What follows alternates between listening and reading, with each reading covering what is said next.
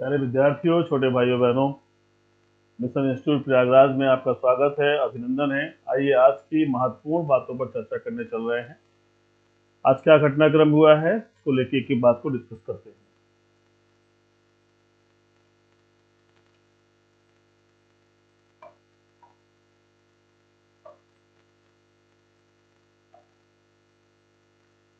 प्यारे विद्यार्थियों, आज 26 नवंबर है और 26 नवंबर को क्या हुआ है इतिहास में, इस पर चर्चा करने जा रहे हैं। 1949 को देश का सर्वोच्च कानून हमारा संविधान अंगीकार किया गया। यानी हमारा संविधान कब जो है अंगीकार किया गया, कब बनकर तैयार हुआ। बेसिकली यहाँ शब्द अंगीकार की जगह होना चाहिए बनकर कब तैयार हुआ, बनकर कब तैयार हुआ, तैयार हुआ। तो ये हमारा संविधान 26 नवंबर 1949 को बनकर तैयार हो गया था। इसके कुछ प्रावधान जो नागरिकता से जुड़े थे, नागरिकता से, उन सबको लागू किया गया। तो ये बात ध्यान रखनी है। 2014 पहली बार उल्का पिंड की तस्वीर ली गई। आज ही के दिन जो उल्का पिंड है उसकी तस्वीर लेने का प्रोग्राम हुआ और पहली बार ये चीज आई 2014 में। 1885 में प्रसिद्ध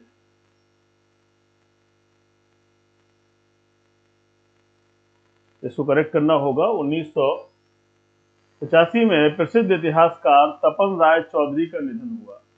इतिहासकार हैं प्रसिद्ध तपन राय चौधरी। 1949 में आजाद भारत के संविधान पर संविधान सभा के अध्यक्ष ने हस्ताक्षर किए। आज ही का दिन था जब संविधान सभा के अध्यक्ष ने इस पर हस्ताक्षर कर दिए। 1960 में भारत में पहली बार कानपुर एवं लखनऊ के बीच एसटीडी सेवा शुरू की गई। तो आज की सबसे महत्वपूर्ण बात अगर देखेंगे इनमें से, तो हमारा संविधान जो हमारा कॉन्स्टिट्यूशन है इसको लेकर के है। और कॉन्स्टिट्यूशन में क्या कहा गया है, 26 नवंबर 1949 को हम क्या करते हैं, इसी को मिति मार्गशीर्ष भी बोलते हैं। मिति मार्गशीर्ष शुक्ला सप्तमी सन 2006 विक्रमी को, तीन बातें ध्यान रखना है। इस संविधान को अंगीकृत, प्रश्न आता है तो ये ध्यान रखना है, अंगीकृत, अधिनियमित और आत्मार्पित करते हैं। आत्मार्पित करते हैं, ये तीन बातें हुई। हमने इसे अंगीकृत किया, हमने इसे अधिनियमित किया, हमने इसे आत्मार्पित किया। तीनों बातें याद रखिएगा। टू अवर सेल्फ, आत्मार्पित का मतलब है टू अवर सेल्फ, अपनी आत्मा को अर्पित नहीं, अपने आप को अर्पित करना। तो इसलिए इसको लेकर के संविधान बनकर तैयार हुआ, संविधान अंगीकार किया गया, अधिनियमित किया गया और आत्मार्पित किया गया। वो डेट है 26 नवंबर, ध्यान रखिएगा। आइए हम इसी घटनाक्रम में आगे चलते हैं और बातों को देखते हैं क्या हुआ है जिसमें।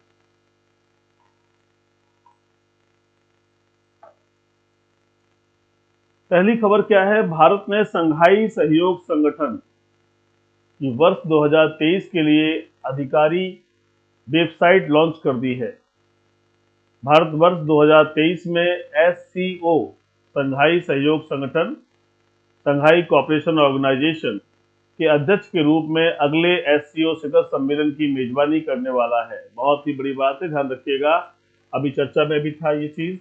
और 2023 के बारे में कहा जा रहा है कि भारत मेजबानी करने वाला है। ठीक है।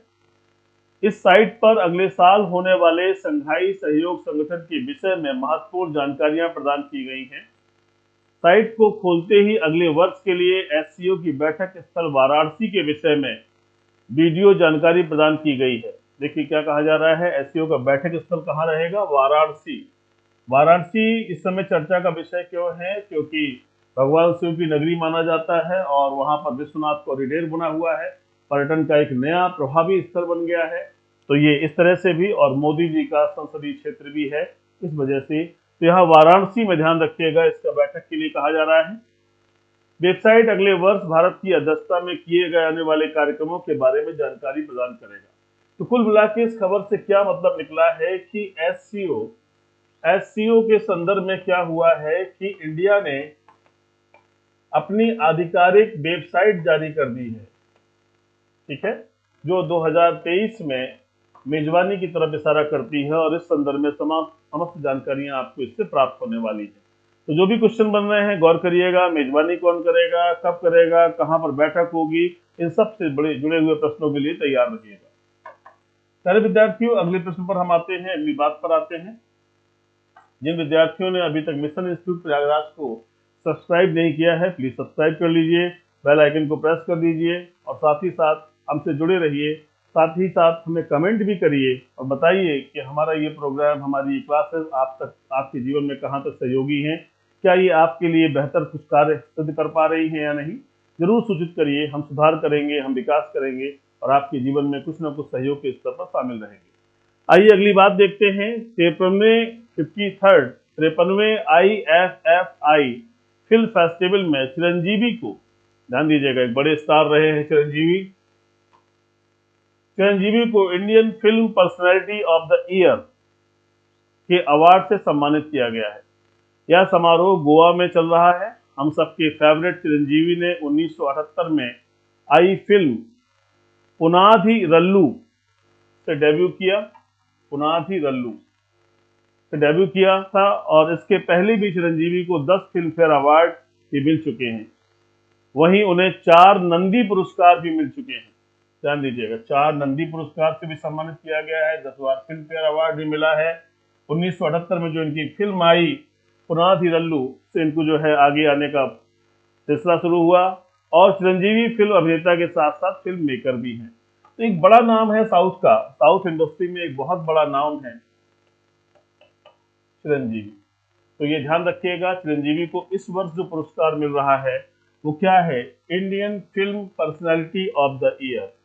ये ध्यान दीजिएगा, परीक्षा में आपसे यही पूछा जाएगा। ये चीजें तो कहानी की तरह हैं, जीवन में गुजरी हुई बातें हैं, जो वर्तमान है वही आपका है। तो ध्यान रखिएगा इस बात को प्यारे भाइयों कि इसमें जो क्वेश्चन बनेगा उसको गौर से देखना है कि पर्सनैलिटी ऑफ द ईयर के रूप में चिरंजीवी को चुना गया है। कौन से उसमें, 53वें में। कहां पर हो रहा है, गोवा में। आइए तीसरी खबर क्या है। केंद्रीय आयुष और बंदरगाह, नौवहन और जलमार्ग मंत्री सर्बानंद सोनोवाल ने सिलचर, असम में क्षेत्रीय यूनानी चिकित्सा अनुसंधान संस्थान के अत्याधुनिक परिसर का उद्घाटन किया है। यह उत्तर पूर्व में पहला यूनानी चिकित्सा क्षेत्रीय केंद्र है। It is the first college of medical science of यूनानी स्टडीज, यूनानी मेडिसिन। ध्यान दीजिएगा इस बात को, ये पहला है उत्तर पूर्व में, इसलिए इंपॉर्टेंट हो गया है। सर्बानंद सोनोवाल का नाम आपने सुनी रखा है। जो एक बहुत बड़ा मामला आया था अफ्स्पा का लेकर के, जिसमें पूर्वोत्तर में जो है arm forces special power act को लेकर के काफी बवाल मचा हुआ था, तो सर्बानंद सोनोवाल जी का नाम उसमें आया था कि उन्होंने उस पर कहा था कि कैसे क्या होना चाहिए। ध्यान दीजिएगा इस पर। यह नया परिसर 3.5 एकड़ में फैला हुआ है। इसका 48 करोड़ रुपए के निवेश के साथ निर्माण किया गया है। RRIUM का नवनिर्मित परिसर, जो यूनानी चिकित्सा में अनुसंधान के लिए शीर्ष सरकारी संगठन केंद्रीय यूनानी चिकित्सा अनुसंधान परिषद के अधीन होगा। तो ये ध्यान रखिएगा कि सर्बानंद सोनोवाल जी ने यूनानी चिकित्सा अनुसंधान संस्थान के जो क्षेत्रीय स्तर पर होगा उसके लिए वहां पर उद्घाटन किया है। सारे विद्यार्थियों, जो भी मैं आपसे डिस्कस कर रहा हूँ इस संदर्भ में PDF आपको हमारे मिशन इंस्टीट्यूट प्रयागराज के नाम से जो हमारा टेलीग्राम चैनल पर एक चैनल है हमारा, उसको आप ज्वाइन कर लीजिए। तो वहाँ पर आप देखोगे कि सारी चीज़ें लाइन से लगी हुई हैं। उसमें हमारे इंग्लिश में और हिंदी में दोनों में आपको बाइलिंगुअल चीज़ें दिखाई पड़ेंगी। इसके साथ ही साथ एक बूस्टर मिलता है, आर्मी बूस्टर के नाम से आता है, वो भी आपको वहीं पर दिखाई पड़ेगा। तो ये सारी चीज़ें वहाँ पर अवेलेबल हैं, आप वहाँ से कलेक्ट कर सकते हैं। आइए अगली महत्वपूर्ण खबर की तरफ चले। फ्रांका मा ई सुलेम योंग ने यूनेस्को मदनजीत सिंह पुरस्कार का 2022 का संस्करण जीता है। नाम ध्यान दीजिएगा, फ्रांका मा ई सुलेम योंग ने यूनेस्को मदनजीत सिंह पुरस्कार का 2022 का संस्करण जीता है। यूनेस्को मदनजीत सिंह पुरस्कार सहिष्णुता और अहिंसा को बढ़ावा देने के लिए हर 2 साल में यूनेस्को द्वारा प्रदान किया जाता है। यानी मदनजीत सिंह जो पुरस्कार है ये कौन देता है? ये यूनेस्को देता है। और किस बात के लिए देता है? सहिष्णुता और अहिंसा को बढ़ावा देने के लिए हर 2 साल में देता है। ध्यान दीजिएगा, तो क्वेश्चन है ये, तो याद रखिएगा, ऐसे क्वेश्चन इंपॉर्टेंट हो जाते हैं परीक्षा के लिए और इन पर नजर रखना जरूरी है। यह पुरस्कार यूनेस्को के संविधान के आदर्शों के आधार पर बनाया गया था। यह पुरस्कार मदनजीत सिंह, पूर्व भारतीय कलाकार, लेखक और राजनयिक जिन्होंने यूनेस्को सद्भावना राजदूत के रूप में सेवा की थी, के दान द्वारा वित्त पोषित किया गया था। ध्यान दीजिए, एक ऐसा व्यक्तित्व जो भारतीय कलाकार है, लेखक है, राजनयिक है और जिसने यूनेस्को सद्भावना राजदूत के रूप में भी कार्य किया, उनकी चीजों के द्वारा जो उन्होंने दान दिया उससे ये वित्त पोषित होता है, तो उनके नाम से ये पुरस्कार यूनेस्को द्वारा दिया जाता है। तो नाम याद रखिएगा, फ्रांका मा ई सुलेम योंग, इनका नाम याद रखिएगा। ठीक है, एक क्वेश्चन यहां से मिल सकता है आपको। प्यारे विद्यार्थियों, 5वीं न्यूज है, रेड सी इंटरनेशनल फिल्म फेस्टिवल ने घोषणा की है कि बॉलीवुड सुपरस्टार शाहरुख खान, आप जानते हैं किंग खान के नाम से इनको जाना जाता है, बॉलीवुड सुपरस्टार शाहरुख खान को मानद पुरस्कार मिलेगा। लाल सागर के पूर्वी तट पर जेद्दा में महोत्सव के दूसरे संस्करण के उद्घाटन समारोह में उन्हें फिल्म उद्योग में उनके असाधारण योगदान के सम्मान में यह पुरस्कार प्राप्त होगा। किंग खान कहे जाने वाले शाहरुख ने फिल्म उद्योग में 3 दशक में 100 से अधिक फिल्में बनाई और भारत और दुनिया भर में एक असाधारण करियर बनाया। यह महोत्सव 1 दिसंबर से 10 दिसंबर तक चलेगा। देखिए, ये कौन सा फेस्टिवल है, गौर करिएगा, रेड सी इंटरनेशनल फिल्म फेस्टिवल। ठीक है, इसमें अपने यहाँ के जो शाहरुख खान है, जिन्हें किंग खान के रूप में भी जानते हैं, ये बिल्कुल जमीनी आदमी है और बिना किसी बॉस के, बिना किसी गॉडफादर के इन्होंने प्रयास किया था और सोल्जर जैसे प्रोग्राम से आए थे, फौजी जैसे प्रोग्राम से आए थे और बहुत मेहनत करके इस आदमी ने अपनी जगह बनाई है। तो निश्चित रूप से एक मेहनती आदमी है, तभी सुपरस्टार बना। तो इसको ये पुरस्कार मिल रहा है तो कोई बड़ी बात नहीं है, लेकिन आपको याद रखना है परीक्षा के दृष्टिकोण से कि क्या है, कौन सा पुरस्कार है, कहाँ मिल रहा है, तो ये जरूर याद रखना है। तो जेद्दा में मिल रहा है। ठीक है, जेद्दा में। तो ये 2-3 बातें याद रखिएगा, अच्छा रहेगा। अगले प्रश्न पर हम आते हैं। अगली आज की न्यूज जिसमें कई प्रश्न जुड़े हैं, राष्ट्रीय बाल अधिकार संरक्षण आयोग द्वारा घर go home and re you right portal launch किया गया है। ध्यान दीजिएगा, राष्ट्रीय बाल अधिकार संरक्षण आयोग, ठीक है, इसके द्वारा क्या किया गया है, घर go home and re you right portal. इस पोर्टल का नाम है घर go home and re you right. ध्यान रखिएगा, लॉन्च किया गया है। पोर्टल जे सिस्टम में आने वाले बच्चों को ट्रैक और मॉनिटर करेगा।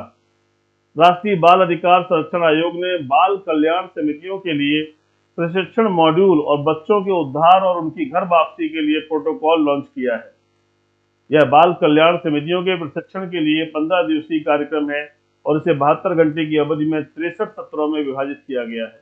तो ये खासतौर से जो बच्चे हैं, जो हमारे बच्चे हैं, ये अक्सर खो जाते हैं, तो इन्हें मॉनिटर करने के लिए, मॉनिटर करना और इन पर जांच और निगरानी बनाए रखना, इस उद्देश्य से बहुत ही इंपॉर्टेंट पोर्टल है। ध्यान रखिएगा, राष्ट्रीय बाल अधिकार संरक्षण आयोग के द्वारा इसको लॉन्च किया गया है।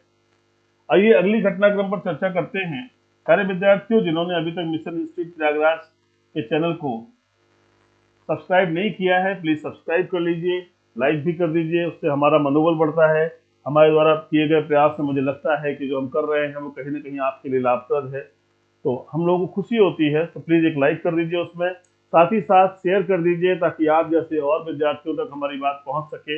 हमारा उद्देश्य है कि हम जन सामान्य तक, सभी तक अपनी पहुंच को पहुंचा सके ताकि हम विद्यार्थियों के जीवन में, उनके बौद्धिक विकास में सहयोग कर सके। तो प्लीज इसे जरूर पहुंचाइए, शेयर करिए और कमेंट करके हमें जरूर बताइए कि जो हम प्रयास कर रहे हैं वो कितना सकारात्मक है, कितना आपके लिए लाभप्रद है। क्योंकि जो भी हम आपको यहाँ चर्चा करते हैं ये खाली कोई एक दिवसीय परीक्षा का उद्देश्य नहीं है। जब आप कोई बड़ी परीक्षा देंगे, सिविल सर्विसेज में बैठेंगे, सीपीएफ में बैठेंगे, तो वहां पर भी ऐसे प्रश्न आपको दिखेंगे और आने वाले समय में हम इनका एक अच्छा प्रश्न आपके सामने लेकर आने वाले हैं। पहले कुछ दिन तक हम चाहते थे कि आप इसको देख लीजिए, फिर कैसे प्रश्न बनते हैं सभी परीक्षाओं के स्तर पर वो आपके सामने रहेंगे। एक प्रश्न से ही हम आपको समझाएंगे कि ये एक दिवसीय है और एक प्रश्न से ही समझा देंगे आपको कि सिविल सर्विसेज है।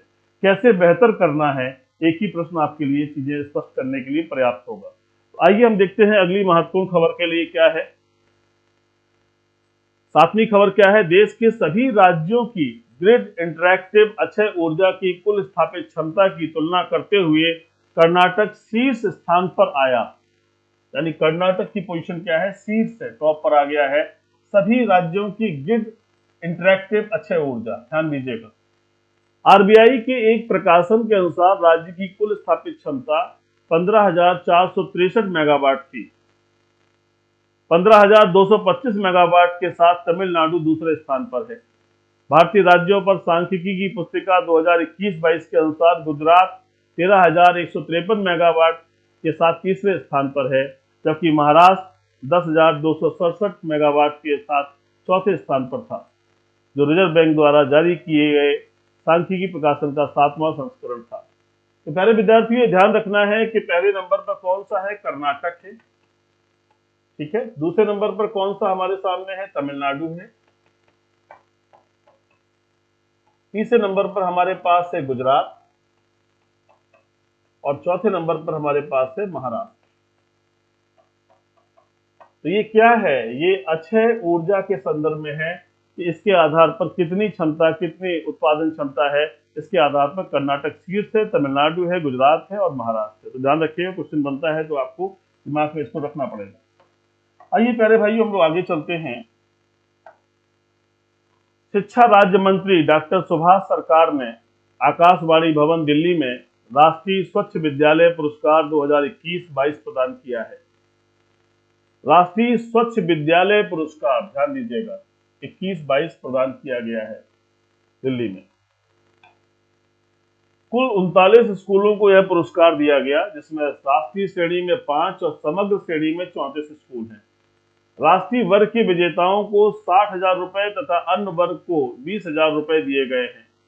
इसमें जो राशि है, जो पुरस्कार राशि है 60,000 और 20,000 है। 5 को मिला है 60,000 और 34 को मिला है 20,000 रुपए।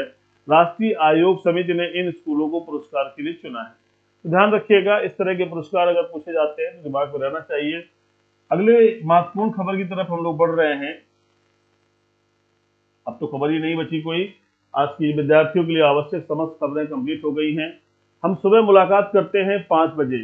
5 बजे हम महत्वपूर्ण प्रश्नों को लेकर आते हैं जो करंट अफेयर से जुड़े हुए हैं, और हमारा प्रयास होता है कि पर डे हम एक न्यूज के माध्यम से और एक करंट अफेयर के माध्यम से आपको तत्काल की घटनाओं के संदर्भ में, ऐतिहासिक घटनाओं के संदर्भ में चर्चा कर सके। शीघ्र ही हमारा एक प्रोग्राम आने वाला है जिसमें हम ढेर सारे क्वेश्चंस को लेकर आ रहे हैं जो एसएससी जीडी को टारगेट करके है और विद्यार्थियों के लिए है, ताकि ज्यादा बेहतर से बेहतर हम कार्य कर सके। वर्तमान में एक ज्योग्राफी की क्लास आपकी चल रही है, जिससे ज्योग्राफी टीचर जो है बड़ी योग्यता के साथ, बड़ी ही सावधानी के साथ आपको अच्छे अच्छे प्रश्नों को बता रहे हैं, जिनसे आप बेहतर तैयारी कर सकते हैं। इसके साथ ही हिंदी की क्लास आपकी ऑब्जेक्टिव क्वेश्चंस आने वाले हैं। वैकेंसी भी दुगनी हो गई है एसएससी जीडी की, आप सभी को बधाई है जो विद्यार्थी इसकी तैयारी कर रहे हैं। अभी पोस्टल डिपार्टमेंट से खबर आ रही है कि लगभग जो है 1 लाख वैकेंसी पोस्टल डिपार्टमेंट से आने वाली है। तो जो प्रतियोगी है, जिसको जॉब पाना है, जिसको जगह बनानी है, वो तैयारी बनाए रखेगा, क्योंकि आने वाले समय में जब परीक्षाओं का नोटिफिकेशन आता है तो टाइम नहीं मिलता है। तो जो भी आप तैयारी कर रहे हो, उस तैयारी को बनाए रखिए। जहां भी पढ़ रहे हैं, जैसे भी पढ़ रहे हैं, मेहनत करते रहिए। हमसे जो हो सकता है वो हम अब तक आप पहुंचाने का कार्य कर रहे हैं। मिशन इंस्टीट्यूट ऑफलाइन का एक बड़ा संस्थान है, ऑनलाइन में भी हमारे प्रयास है। ऑफलाइन में बहुत सारे विद्यार्थी हैं, जैसे इस समय एसएससी जीडी का हमने एक पूरा प्रोग्राम लॉन्च किया है। हजारों विद्यार्थी उसमें इकट्ठे हो गए हैं, बड़ी संख्या में अध्ययन कर रहे हैं, और जिस तरह से हम समझा के, चिल्ला के, डांट के, प्यार से समझा सकते हैं, वैसे समझाने का प्रयास कर रहे हैं। बहुत सारे विद्यार्थी पूरी लगन से, पूरी मेहनत से पढ़ रहे हैं, और निश्चित रूप से आप देखिएगा आने वाले समय में मिशन इंस्टीट्यूट एक कीर्तिमान स्थापित करेगा। यही विद्यार्थी आपको बताएंगे कि इतने विद्यार्थी सिलेक्ट हो गए एसएससी जीडी में। करना ना करना उनकी इच्छा पर है, नौकरी है ये, लेकिन सिलेक्ट होना बहुत जरूरी है। तो प्यारे विद्यार्थियों, अनंत शुभकामनाएं हैं जीवन पथ पर। मैं चाहता हूं कि ईश्वर की कृपा आप पर बनी रहे, माता पिता का आशीर्वाद बना रहे, हमारे जैसे सामान्य अध्यापकों और गुरुओं का भी आपके साथ सहयोग और मार्गदर्शन बना रहे, ताकि आप जीवन पथ पर आगे बढ़ सकें, घर परिवार समाज का नाम रोशन कर सकें। अपना ख्याल रखिए, बहुत ढेर सारी शुभकामनाएं। जय हिंद।